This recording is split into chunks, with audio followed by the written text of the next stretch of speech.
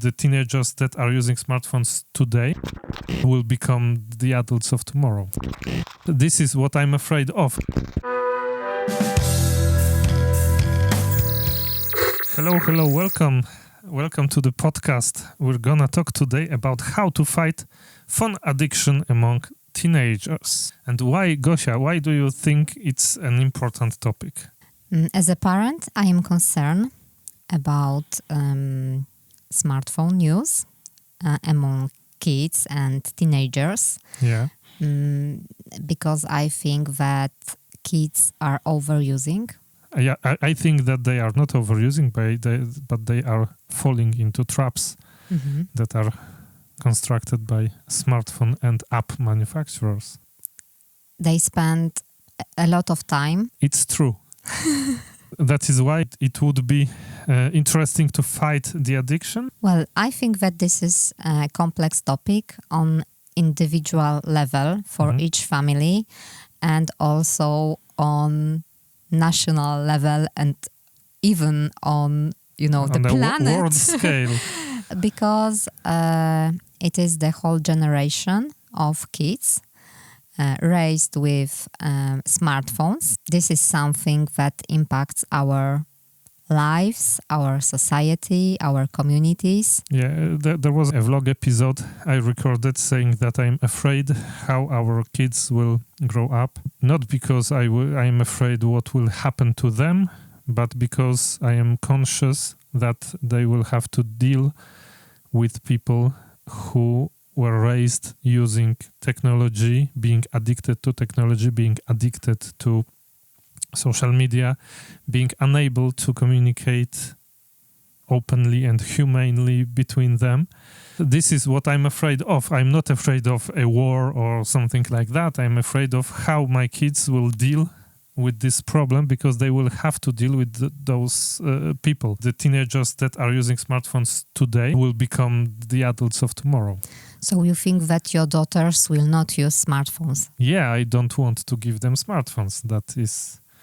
That is my choice, and I suppose it's yours also. Well, I ask you, because I think that maybe it will be good to explain what is our approach. Yeah, for sure. We should be able to say why this choice, of course. I think that with smartphones today, it's pretty much the same decision as with alcohol or with drugs or with other types of, addictive and highly regulated entertainment, I would say.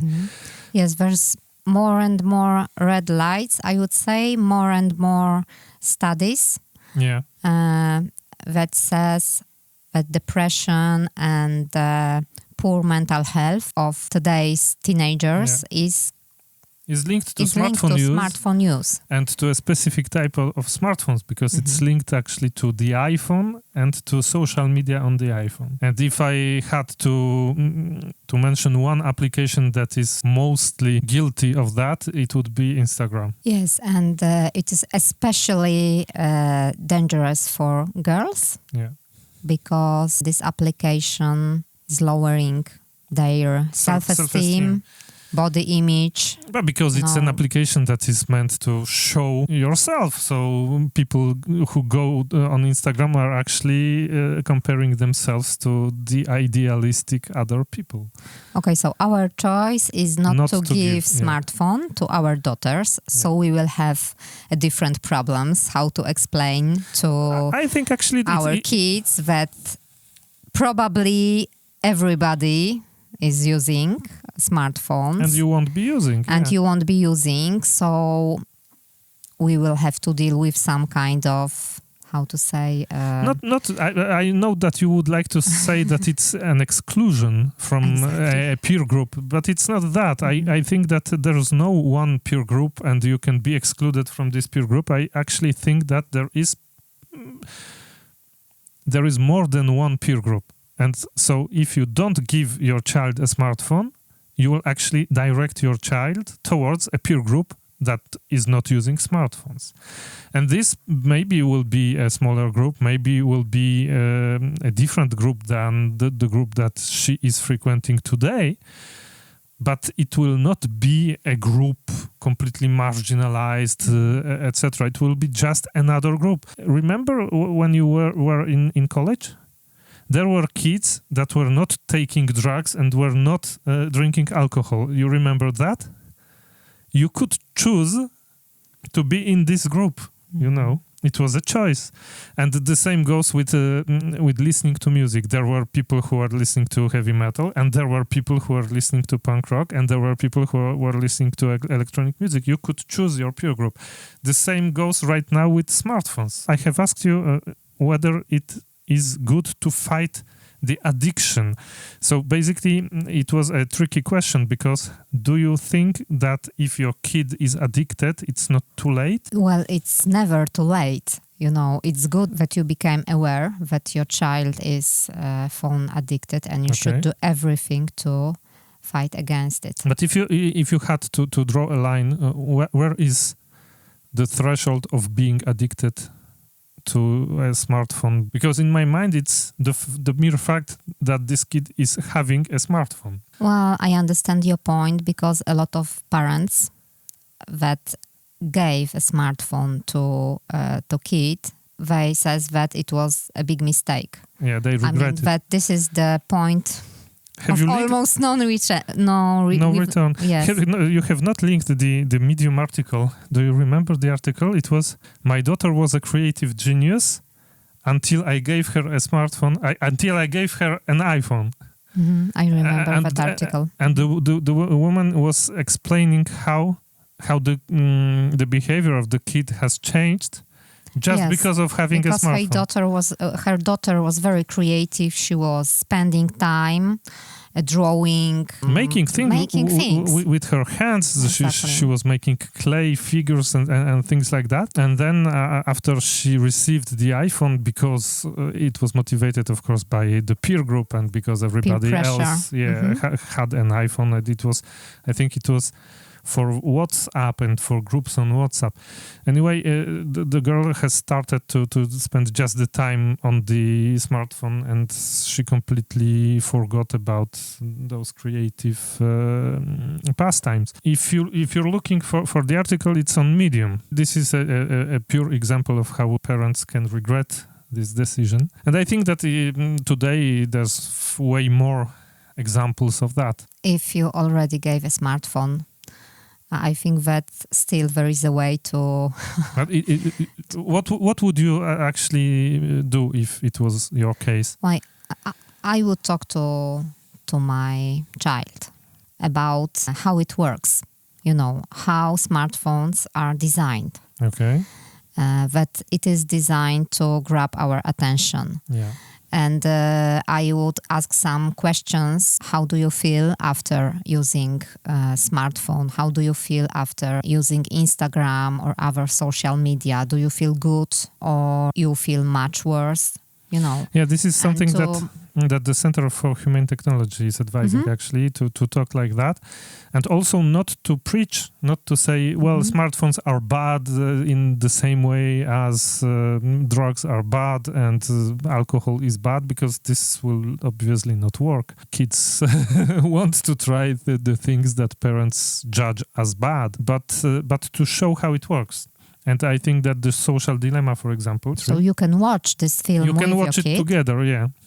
And to discuss what was said. People don't want to feel duped.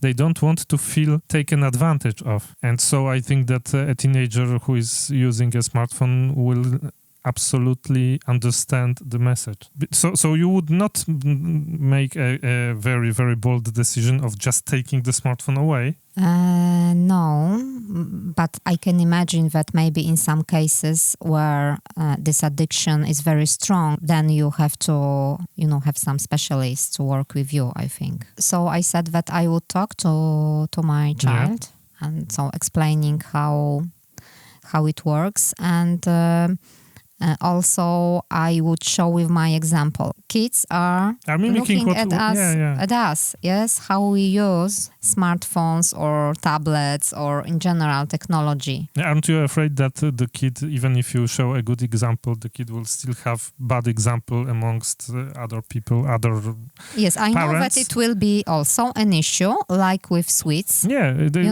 will tell you, look, but the mother of my best friend is using a smartphone. It can't be bad. I'm sorry, but it is bad. It's an error. It's an error. We have daughters, so it's very, very important for us to raise confident girls. Yes, I think it's more important for parents of daughters than for parents of boys. And I also thought that it would be good when our daughter will be teenager to involve her in some physical activities and in some physical groups like Scouts. She's already in Scouts. Yeah. In some maybe voluntary work, so that she could spend a lot of time as much as possible outside of, technology. Outside of the virtual world. Yes. Yeah, but this is something that I think Cal Newport in Digital Minimalism says, that if you want, first of all, to make a technological detox in order to see which of those technological advances are really important for you and are useful to your life and which of them are only distractions, you should probably invest in a lot more pastimes that are physical, based in the real world, that are involving human contact face to face. If you watch a lot of movies on your smartphone on Netflix or on YouTube, take a group of your friends and go to the cinema. The entertainment will be pretty much the same because you will watch a movie, but the association with the people, with the possibility to talk about this movie afterwards, will make that you will probably gauge your Netflix watching according to this experience. So on individual level, I would do like that. And also in some collective level, I would talk to our parents also. But I think that I can start now a social already. Movement? No, not a social movement, but to talk in a small scale. On a small scale, but larger than my family, in our school or among parents or friends. But do you think daughters. it's really possible that you could convince people to actually change so much in their life? People give smartphones either